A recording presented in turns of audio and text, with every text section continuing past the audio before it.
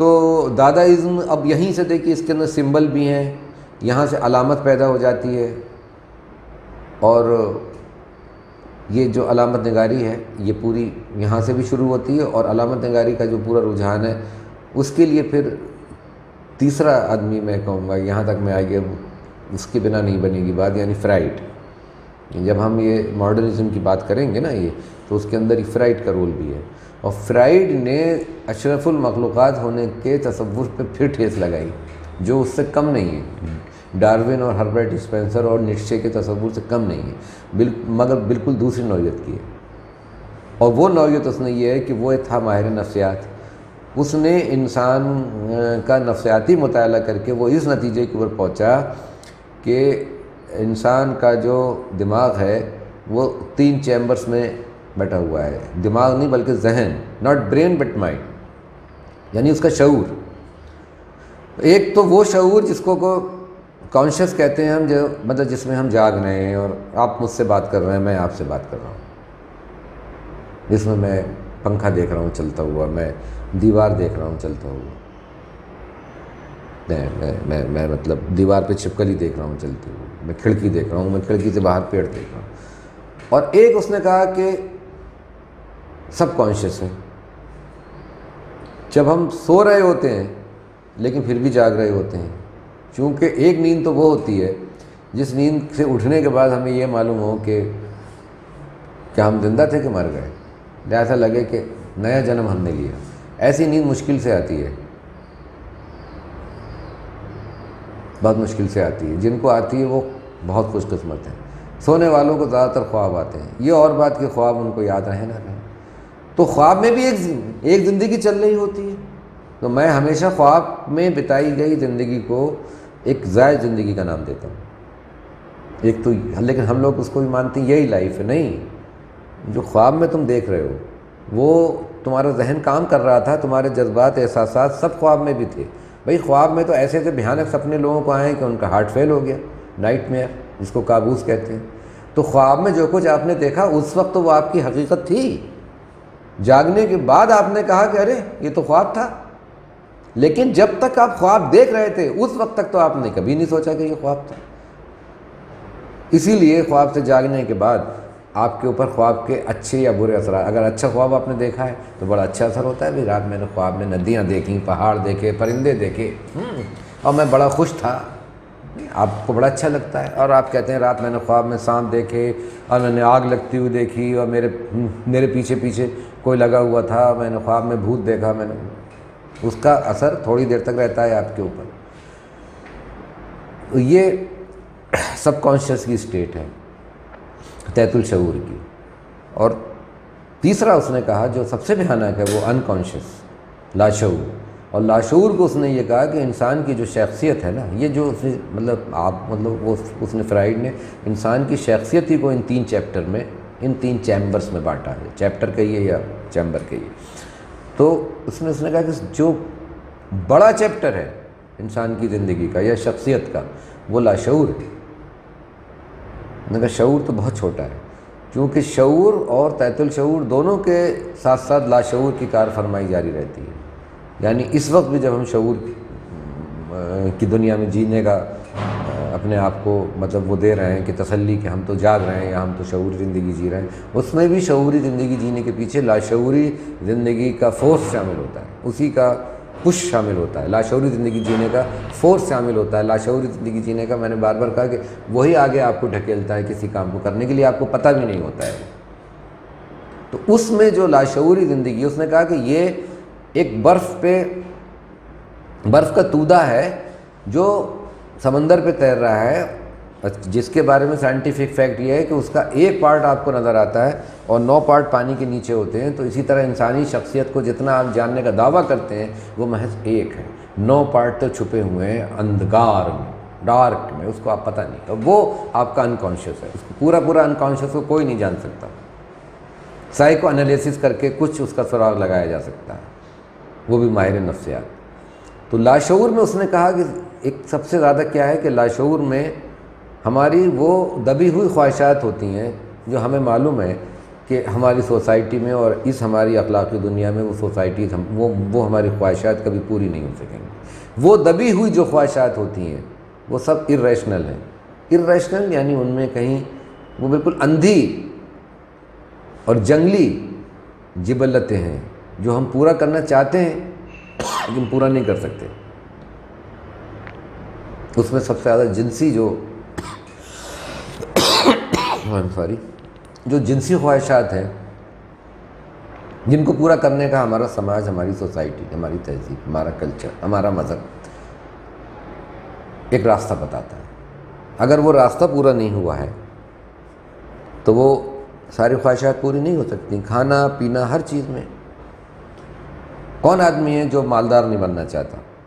ہر آدمی کے لاشعور میں مالدار آدمی بننے کی خواہش ہے، لیکن اب ہر آدمی ڈاکہ نہیں ڈال سکتا،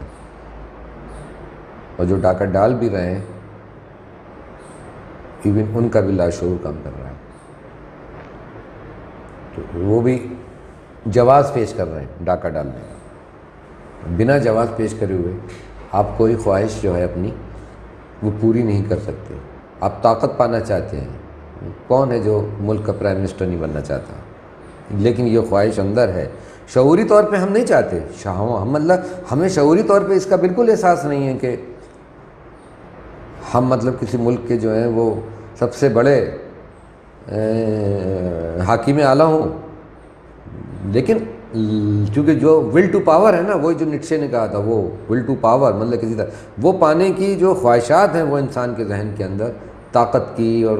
پیسے کی اور خواہش کی اور یہ ساری چیزیں یہ اندر اس کے دبی ہوئی ہیں۔ کوئی خواہش ہماری پوری نہیں ہوئی تو وہ کہیں جاتی نہیں ہے، وہ لاشعور میں چلی جاتی ہے۔ ہماری کوئی محبت اگر ناکام ہو جاتی ہے تو وہ کبھی ہم اسے بھولتے نہیں ہیں، وہ بس ہمارے شعور سے پھسل کے لاشعور میں چلی جاتی ہے، اور لاشعور میں جانے کے بعد کوئی چیز مٹتی نہیں۔ لاشعور کی کسی چیز کو مٹانے کا صرف طریقہ یہ ہے کہ اس کو دوبارہ لاشعور سے شعور میں لایا جائے، تب تو وہ مٹے گی، ورنہ وہ کبھی نہیں مٹے گی۔ جیسے آپ کو اکثر لگتا ہے کہ ارے میں ان کا نام بھول گیا، ہم اکثر چیزوں کے نام بھول جاتے ہیں، کسی شخص کا نام جاتا کہیں نہیں ہے، وہ لاشعور میں چلا جاتا ہے، وہ جو میموری ہے وہ اس کو، تو یہ ایک یا جیسے سلپ آف ٹنگ ہوتی ہیں، زبان بہک گئی تھی، اس کے پیچھے بھی لاشعور ہے۔ سلپ آف ٹنگ ایسے ہوتی ہی نہیں، اس کے پیچھے کوئی نہ کوئی لاشعوری جو ہے وہ کوئی عمل کار فرما، لیکن اس کو ہم اس طرح جانتے نہیں جب تک کہ ہم سائیکو انالیسس نہ کریں یا سائیکو تھیریپی نہ کریں، چونکہ وہ تو ڈاکٹر تھا۔ میں بالکل یہ نہیں کہہ رہا ہوں میں جو بات چیت کر رہا ہوں تو اس سے کوئی غلط فہمی نہیں پیدا ہونی چاہیے کہ میں ان سب چیزوں کو ڈیفینڈ کرتا جا رہا ہوں۔ میں صرف یہ بتانا چاہ رہا ہوں کہ جو ٹرینڈ پیدا ہوئے لٹریچر میں، اس کے پیچھے کون کون سے نظریات رہے، ان نظریات کی صحت یا ان کے 100% صحیح ہونے، یہ میرا میدان یہاں نہیں ہے کہ میں کہہ سکوں کہ مطلب فرائڈ 100% ٹھیک تھا۔ لیکن اگر یہ سارے لوگ جن کی میں نے بات کی اگر یہ 100% صحیح نہ بھی ہوں تو یہ اتنے % تو صحیح تھے کہ جنہوں نے ہمیں دیکھنے کا ایک نیا مطلب انہوں نے ہمارے ذہن کے کھڑکیوں کو تو کھولا ہے۔ اگر پوری سچائی یا پوری حقیقت، میں نے کہا کہ اس پہ ہمیشہ ایک پردہ پڑا رہے گا۔ کائنات اور انسان، خالق اور مخلوق، یہ سب ایک اسرار کے پردے میں ہمیشہ ڈوبے ہوتے ہیں۔ تو میرا کہنے کا مطلب یہ نہیں کہ سارے اسرار کے پردے ہٹ گئے، میرا کہنے کا مطلب یہ ہے کہ یہ جو مختلف قسم کے نظریات آئے ہیں سائنس میں اور دوسرے علوم میں، یہ کیا تھے، اور انہوں نے انسان کو دیکھنے کا اور دنیا کو دیکھنے کا یا سمجھنے کا ایک نیا دریچہ تو انہوں نے واہ کیا۔ اب کتنا دریچہ وہ واہ کیا، اور جو تم نے دیکھا وہ اس میں کتنا تمہارا درشٹی دوش تھا اور کتنا فریب نظر تھا، اور کتنی کوئی چیز 100% سائنٹیفک تھی، کیونکہ دنیا کی کوئی چیز 100% سائنٹیفک ہوتی ہی نہیں ہے۔ اس لیے یہ مان کے چلیے کہ ادب میں تو فیصلہ کبھی 2 اور 2 4 کی طرح ہوتا ہی نہیں ہے، چونکہ آپ سائنس تک میں یہ فیصلہ نہیں کر سکتے 2 اور 2 4 کی طرح۔ پہلے مانا جاتا تھا کہ چاند پہ تو پانی نہیں ہے، اب اس لیے چاند پہ پانی نہیں ہے کہ چاند پہ آکسیجن نہیں ہے، اور ہائیڈروجن نہیں ہے، تو جب ہائیڈروجن آکسیجن ملے گا تب پانی بنے گا، مگر بعد میں پایا کہ ہائیڈروجن بھی ہے اور آکسیجن بھی ہے تب بھی پانی نہیں ہے۔ بھائی پانی کیوں نہیں ہے کہ ہائیڈروجن آکسیجن گیسیں تو موجود ہیں لیکن وہ فری اسٹیٹ میں نہیں ہے، اگر وہ فری اسٹیٹ میں نہیں ہے تو آپس میں ملیں گی نہیں، مطلب یہ کہنا چاہیے کہ وہ آپس میں ریئیکٹ نہیں کر پاتی ہیں، الگ الگ ہیں فری اسٹیٹ میں، فری اسٹیٹ میں ہے۔ لیکن اب پایا گیا کہ صاحب وہاں تو پانی بھی ہے، آپ دریافت نہیں کر پائے تھے کریٹرز کے نیچے۔ تو سائنس کی تو اپنی تھیوریز جو ہوتی ہیں وہ کس طرح سے کٹتی ہیں، کیا ہوتا ہے ایک اینٹی بائیوٹک اور دوسرا اینٹی بائیوٹک، اور یہ وائرس جو آج پھیلا ہوا ہے، ہم جو میں جو بات چیت آپ سے کر رہا ہوں اور ہم جو یہ بات چیت کر رہے ہیں یہ اس زمانے میں کر رہے ہیں جو پوسٹ کووڈ نہیں ہے اور جو پری کووڈ بھی نہیں ہے۔ دس از دا ایرا آف کووڈ، یہ تھرڈ فیز چل رہا ہے دلی میں۔ اور مجھے یاد ہے کہ جب یہ شروع ہوا تھا آپ کا کرونا، تو یہ کہا گیا تھا مارچ سے پہلے جنوری فروری میں کہ جب 42 ڈگری ٹمپریچر ہوگا، 42 ڈگری جب ٹمپریچر ہوگا تو یہ تو اپنے آپ ختم ہو جائے گا، گھبرانے کی ضرورت نہیں ہے۔ WHO نے بھی کہا تھا اور ساری لوگوں نے کہا تھا، لیکن ہم نے دیکھا کہ کیا حال ہوا۔ 42 کیا مطلب 45 48 میں بھی اس کے اوپر کوئی اثر نہ پڑا۔ کہا گیا کہ اب یہ غائب ہو جائے گا، تو یہ لیکن نہیں غائب ہوا۔ اب کہا جا رہا ہے کہ پھر سے ٹھنڈ آئے گی تو پھر سے بڑھے گا۔ ارے بھائی تو ٹھنڈ میں آئے گا بڑھے گا تو گرمی میں کون سا کم ہو گیا تھا؟ تو جو سائنٹیفک فیکٹ ہیں، جو سائنٹیفک ریسرچز ہیں، تو ان پہ کبھی آنکھ بند کر کے تو ہم ان پہ یقین نہیں کر سکتے۔ تو ادب کے ٹرینڈ پہ آنکھ بند کر کے کیوں یقین کریں گے؟ تو ادب بھی تو ایک ایسی چیز ہے جس میں مکمل آزادی آپ کو ہوتی ہے اپنے اظہار کی۔ تو یہ جو اظہار کی آزادی ہوتی ہے، اس نے مختلف قسم کے رجحانات کو اور مختلف قسم کے جو کہنا چاہیے جو ٹرینڈس ہیں ان کو پیدا کیا ہے۔ تو اس میں جو بہت ہی ریمارکیبل ٹرینڈ ہیں، میں ان کے بارے میں بات کر رہا تھا۔ تو اس کے لیے دیکھیے فرائڈ کا بہت بڑا رول ہے۔ تو فرائڈ نے کہا کہ تم تو لاشعور میں گندگی لیے گھومتے ہو، تو لاشعور کو اس نے تشبیہ دی ایک کوڑے دان سے، ڈسٹ بن۔ اب دیکھیے یہ میں آپ کو بتاتا ہوں کہ آپ کے گھر میں مان لیجئے آپ ایک گھر میں رہتے ہیں، میں ایک گھر میں رہتا ہوں، ہر گھر میں ایک کوڑے دان ہوتا ہے اور صبح کو ہم اس کو پھینکنے کے لیے جاتے ہیں کوڑا، صبح کو یا ایک دو دن بعد۔ مان لیجئے وہ کوڑے دان ہمارا بھر جائے اور کوڑا پھینکنے کے لیے ہمارے پاس کوئی جگہ نہ ہو یا ہم نہ پھینکیں، تو اس کوڑے میں سے جو بدبو آئے گی اور جو سڑن اس میں سے پیدا ہوگی وہ ہمارے پورے گھر کو گرفت میں لے لے گی، پھر ہماری ساری ناکوں کو گرفت میں لے لے گی، پھر گھر میں بیماریاں پھیلنے لگیں گی، چونکہ پھر اس کوڑے کے اندر بیکٹیریا پیدا ہوں گے، وائرس پیدا ہوں گے، کیڑے مکوڑے پیدا ہوں گے۔ کیا ہوگا؟ وہ کوڑا ہمیں کھا جائے گا، ختم کر دے گا، ہم سڑ گل کے ہم خود بھی ایک دن کوڑے میں بدل جائیں گے اور مر جائیں گے۔ بقا کے لیے آدمی کے اپنی بقا کے لیے ضروری ہے کہ گھر کی صفائی ہوتی رہے، خاص طور سے وہ کوڑے دان۔ اور اس کوڑے دان میں کیا کیا ہوتا ہے کبھی یہ بھی میں اس کی تفصیل میں نہیں جاؤں گا، لیکن آپ دیکھیے جن کو آپ اہمیت نہیں دیتے ہیں، آپ آم کھا لیتے ہیں، آم کے چھلکے وہاں پھینک دیتے ہیں، آپ کو پتہ نہیں ہے کہ چھلکوں کی کتنی اہمیت ہے، یہ جب سڑیں گے تو کیا ہوگا۔ اب دیکھ لیجیے جو بچا کچا کھانا ہے وہ پھینک دیتے ہیں۔ 50 طرح کی چیزیں ہیں جن کو آپ کوڑا کہتے ہیں،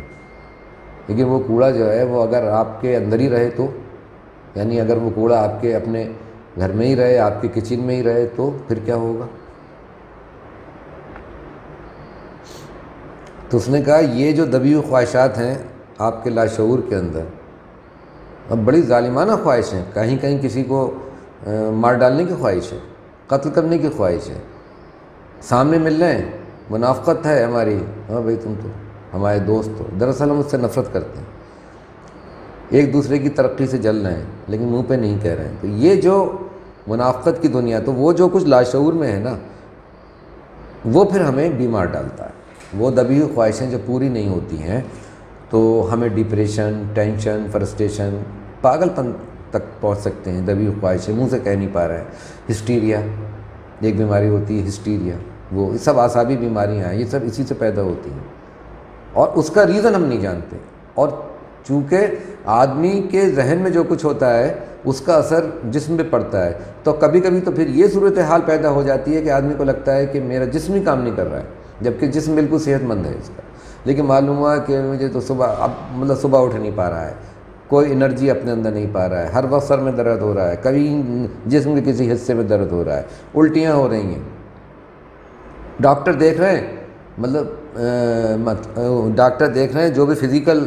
اس کا معائنہ کر رہے ہیں، ایکس رے کرا رہے ہیں، ایم آر آئی کرا رہے ہیں، سی ٹی اسکین کرا رہے ہیں، ہی از پرفیکٹ، تو کہتے ہیں بھائی تو اپنے دماغ کا علاج کراؤ، جو کہ تم امپوز کر رہے ہو اپنے اوپر، یہ ساری چیزیں تم خود امپوز کر رہے ہو،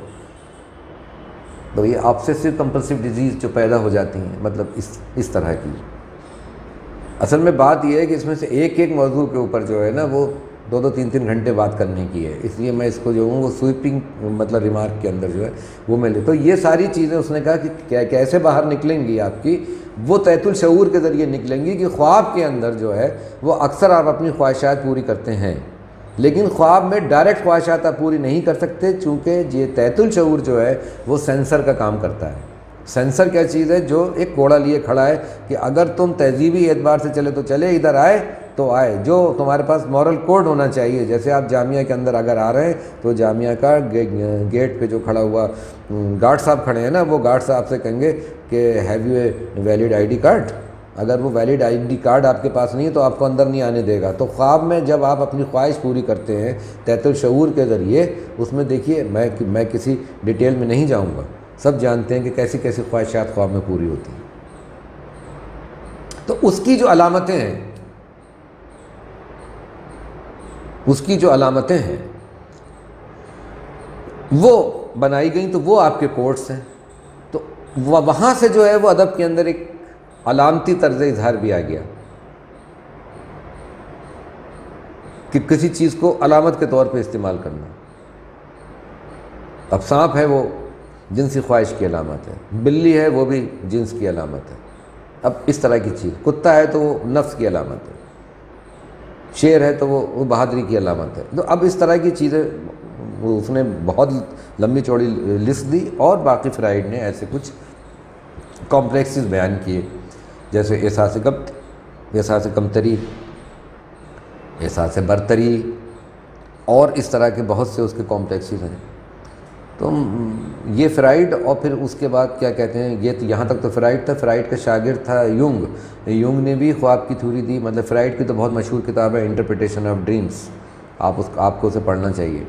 اور اسی طرح یونگ کو پڑھنا چاہیے۔ یونگ نے کہا کہ نہیں، خواب نے یہ تو سب مانا اس نے، لیکن اس نے کہا کہ جو لاشعور کا تصور ہے فرائڈ کا، یہ انفرادی لاشعور نہ ہو کے یہ اجتماعی لاشعور ہوتا ہے،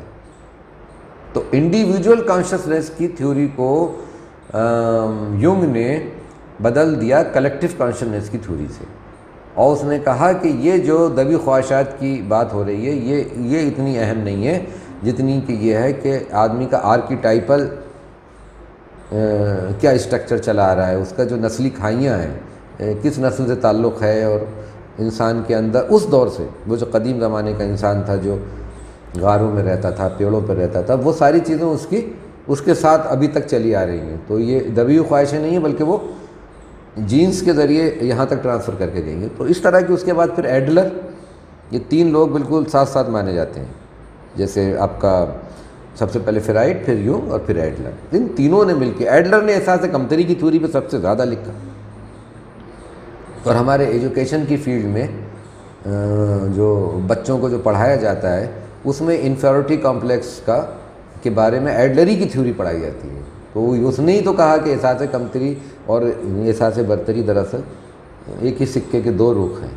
اور پھر یہ کہ 2 ٹائپ کی پرسنالٹیز ہوتی ہیں، ایک ایکسٹروورٹ ہوتے ہیں، ایک انٹروورٹ ہوتے ہیں۔ ایکسٹروورٹ کون ہوتے ہیں اور انٹروورٹ کون ہوتے ہیں؟ مطلب وہ لوگ جو داخلی دنیا میں زیادہ رہتے ہیں، وہ لوگ جو خارجی دنیا میں زیادہ رہتے ہیں۔ تو یہ جو نفسیات میں جتنی ترقی ہوئی ہے، علم النفسیات میں، وہ ساری ترقیوں سے ہمارا ادب یا ہمارا آرٹ، دنیا کا ادب یا دنیا کا آرٹ بیگانہ تھوڑی رہ سکتا ہے، چونکہ ادب اور آرٹ کی تو فطرت ہی یہ ہے کہ وہ تو ہر قسم کے ارتعاشات جو بھی محسوس ہوتے ہیں ان کو فوراً جذب کرتا ہے،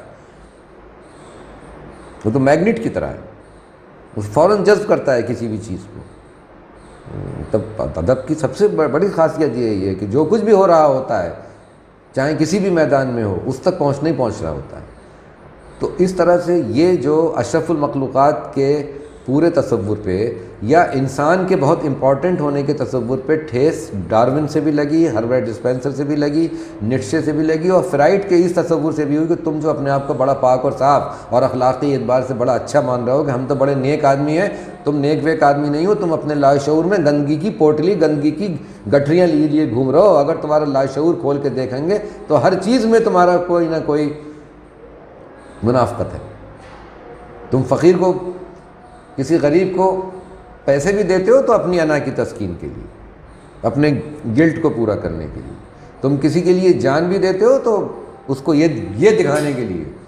کہ ہم نے تمہارے لیے محبت میں جان دے دی، اور اس طرح گویا اس کی مطلب خودکشی کر کے تم محبت میں جو وہ دوسرے آدمی کو زندگی بھر کی اذیت میں ڈالتے ہو کہ میرے لیے اس نے خودکشی کی تھی، تو دراصل تم اس کی آزادی کو بھی سلب کرتے ہو۔ تو تم نیک ویک، یہ سب تم نیکی ویکی کی باتیں رہن دو، کوئی آدمی نیک ویک نہیں ہوتا ہے، سب اندر اپنی کسی نہ کسی خواہش کو، جو کہ دبی ہوئی خواہش ہے، اس کو پورا کرنے کی کوشش کر رہے ہوتے ہیں۔ تم کسی کے ساتھ کچھ کرتے ہو تو اس لیے کرتے ہو کہ وہ تمہاری تعریف کرے گا، چونکہ تعریف پانے کی خواہش تمہارے لاشعور کے اندر ہے، لیکن تم اس کو ایسے سامنے ارے میں کیا ہوں میرے سامنے، یہ بھی تم اس لیے کہہ رہے ہو تاکہ لوگ یہ کہیں کہ صاحب بڑا انکسار ہے، یہ بہترین ایکٹنگ آدمی کرتا ہے۔ اور یہ تو کبھی کبھی لاشعوری طور سے نہیں، اب جیسے یہ بے نیازی والی بات ہے، یہ مجھے بے نیازی کا پورا تصوری فراڈ نظر آتا ہے۔ کوئی آدمی بے نیاز کیسے ہو سکتا ہے؟ اگر وہ انسان ہے تو وہ کسی چیز سے بے نیاز کیسے ہو سکتا ہے؟ بھائی خاص طور سے آج کل کہا جاتا ہے کہ صاحب اپنے منہ اپنے چیز کی تعریف، چلو وہ میں نے مانا اپنے منہ مطلب چیز کی، لیکن یہ کیسے ہو سکتا ہے کہ آپ کے آرٹ کی، آپ کے فن کی کوئی تعریف کرے اور آپ خوش نہ ہو، بے نیاز بنے بیٹھے ہیں؟ تو آپ پتھر ہیں یار۔ ارے بھائی بے نیاز تو خدا بھی نہیں ہے، وہ بھی اپنی تعریف چاہتا ہے اور دن میں 5 بار چاہتا ہے۔ بار بار آپ کہتے ہیں الحمدللہ، تعریف اس خدا کی جس نے خدا بنایا، مگر دراصل آپ کی ہوتی ہے۔ تو میرا مطلب یہ ہے کہ یہ جو بے نیازی اور حد سے بڑا ہوا انکسار، جب یہ حد سے زیادہ بڑھ جاتا ہے تو مجھے پھر مطلب شک پیدا ہو جاتا ہے۔ جو لوگ مطلب بہت زیادہ اس طرح کی باتیں کرتے ہیں نا کہ ہمیں تو کچھ نہیں، تو مجھے پھر یا بہت زیادہ انکسار پیدا ہو جاتا ہے، وہاں مجھے شک پیدا ہو جاتا ہے۔ یا جو ہر بات میں جو ہے وہ مذہبی حوالے دیتے ہیں بات میں، اور جب پیچھے دیکھو تو پھر اس کا ایک دم پلٹ ہوتا ہے۔ اور یہ تو ایسے کانٹرڈکشنز ہیں جن کو ہمارے شاعروں نے، ساری دنیا کے شاعروں اور کے ادیبوں نے ہمیشہ محسوس کیا۔ مطلب فرائڈ وغیرہ تو بعد میں آئے، ان سے پہلے انہوں نے ان تمام کانٹرڈکشنز کو محسوس کیا۔ اور اکبر الوادی نے تو کب یہ شعر کہا تھا کہ خلاف شرع شیخ تھوکتا بھی نہیں مگر اندھیرے اجالے چوکتا بھی نہیں۔ تو میرا مطلب یہ ہے کہ یہ جو ملمہ چڑھا رکھا ہے آپ نے اپنے اوپر، تو اس نے انسان جو اپنے آپ کو پتہ نہیں سمجھ کیا رہا تھا کہ میں تو پتہ نہیں کیا، یہ اس کو دیکھیے آج اس کووڈ کے زمانے میں پھر دیکھیے انسان کے اشرف المخلوقات ہونے پہ ٹھیس ایک بار پہنچی ہے، اور پوری سائنس جو ہے وہ ناچ رہی ہے اور پوری دنیا ناچ رہی ہے، ایک بار پھر سمجھ میں نہیں آ رہا ہے، پالے گی کبھی جا کے فتح، لیکن ابھی تو اس نے انسان کی اوقات کیڑے مکوڑوں سے بھی کم تر، مطلب کیڑے مکوڑے زیادہ آزادی سے گھوم رہے ہیں، کتے بلی زیادہ آسانی سے گھوم رہے ہیں، ہم نہیں گھوم رہے۔ تو یہ جو پوری تھیوری ہے یہ ادب میں جو آتی ہے، ایک تو فرسٹ ورلڈ وار وہ سیاسی سطح ہے، مارکس کا فلسفہ، فرائڈ کی نفسیات، ڈارون کی بایولوجی، ہربرٹ اسپینسر کی بایولوجی، نیٹشے کی ول ٹو پاور کی فلسفی، اس سب نے مل کے 1920 تک ہمارے دنیا کے آرٹسٹ اس بات کے اوپر جا کے پوری طرح سے متفق ہو گئے کہ ہمارا تعلق اب ہمارے ماضی سے اس طرح کا نہیں رہا جیسے تھے، اور اس کو انہوں نے نام دیا ڈسوسیشن آف آور سینسیبلٹی، جہاں سے جدیدیت کا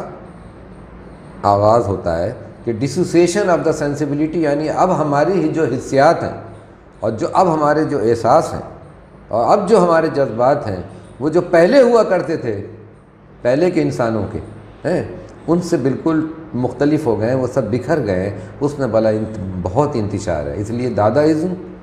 اور علامت نگاری، جس کو کہ سمبولزم کہتے ہیں، یہ دونوں تحریکات کو آپ اس روشنی کے اندر دیکھیے کہ اس طرح وہ ادب کی دنیا میں آئے۔ اور اس میں تیسرا ٹرینڈ ایک اور پیدا ہوا سورریلزم کا بھی۔ سورریلزم وہ کیفیت ہوتی ہے جس کے اندر کہ خواب میں جو کچھ آپ دیکھتے ہیں نا، تو اس میں بھی علامتیں تو ہوتی ہیں، اور لیکن آپ کو خواب میں دیکھنے میں لگتا ہے کہ ابھی کوئی چیز تھی، ابھی کوئی چیز اور ہو گئی، ربط ختم ہو جاتا ہے آپ کا، لیکن داخلی ربط ہوتا ہے۔ تو وہ جیسے خواب کسی کیفیت کو، ڈریم کسی کیفیت کو جب شاعری میں یا ادب میں یا فلم میں یا پینٹنگ میں